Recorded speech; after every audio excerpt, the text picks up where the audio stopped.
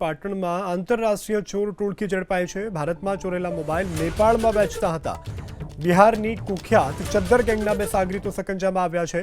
અલગ અલગ રાજ્યોમાં મોબાઈલ ચોરીને આપતા હતા અંજામ। રાધનપુરમાં મોબાઈલની દુકાનમાં ચોરી કરી હતી। પાટણ એલસીબીએ બે આરોપીઓની દિલ્હીથી ધરપકડ કરી છે।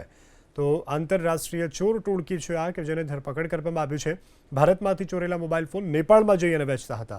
બિહારની આ કુખ્યાત ચદ્દર ગેંગના બે સાગરીતો છે કે જે સકંજામાં આવ્યા છે અને બંનેની દિલ્હીથી ધરપકડ કરવામાં આવી છે। બિહારની કુખ્યાત ચદ્દર ગેંગના બે સાગરીતો સકંજામાં આવ્યા છે।